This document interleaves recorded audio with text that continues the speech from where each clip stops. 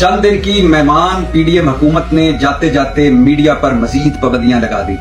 Media को मजीद पाबंदियों में जकड़ दिया। पैमरा बिल 2023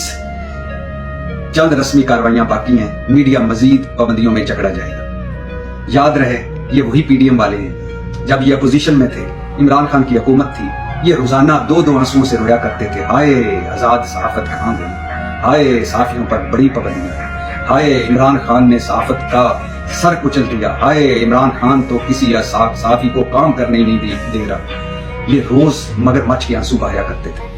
और अब जब ये चंद दिन के मेहमान हैं, हुकूमत खत्म होने वाली है, निगरान हुकूमत आने वाली है, इलेक्शन सर पर है, इन्होंने मजीद पाबंदियां लगा दी हैं, मजीद पाबंदियों में जकड़ दिया है मीडिया को। बिलाशुबा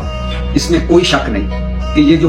तरमीमी बिल है पैमरा का 2023 का, जिसकी 9 सेक्शंस में तरमीम की गई है, पैमरा के कानून में 9 सेक्शंस में तरमीम की गई हैं, जबकि 5 नई सेक्शंस इसमें ऐड की गई हैं, जमा की गई। इसमें चंद अच्छी बातें भी हैं, चंद साफियों के लिए अच्छे कदम भी उठाए गए, लेकिन ये वो गोली है जो ऊपर से चीनी की है, शुगर कोटेड गोली, अंदर क्या है, अंदर जहर भरा हुआ है।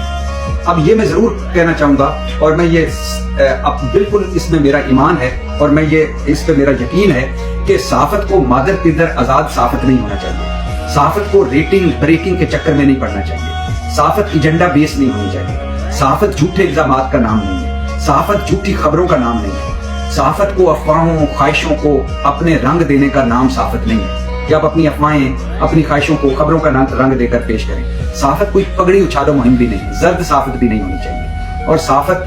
की एक रेड लाइन होनी चाहिए, ना उसमें कोई दाखिल हो सके, ना सहाफत किसी की रेड लाइन अबूर करे, और मुसद्दका खबर भी चलानी चाहिए, सच्ची खबर चलानी चाहिए, और जिस पर इल्जाम लगाया जाए उसका मौक़िफ़ भी लेना चाहिए, और महज इल्जाम नहीं लगाने चाहिए, किसी की हद के इज्जत नहीं करनी चाहिए, किसी की पगड़ी नहीं उछालनी चाहिए, ना डिस इन्फॉर्मेशन होनी चाहिए, ना मिस इन्फॉर्मेशन होनी चाहिए। लेकिन इन सारी चीजों को सामने रखकर मन मर्जी के कवानीन भी नहीं बनाने चाहिए। पहले कौन सी आजाद सहाफत है पाकिस्तान में, पहले कौन सी अच्छे दिन जा रहे हैं साफियों के लिए। ये हाउस ऑफ शरीफ मियां मोहम्मद नवाज शरीफ सियासत में आए तो सहाफत में लिफाफा इज़्ज़त मुतारफ कराया उन्होंने, मेरा साफी तेरा साफी मुतारफ कराया उन्होंने, प्लाट परमिट्स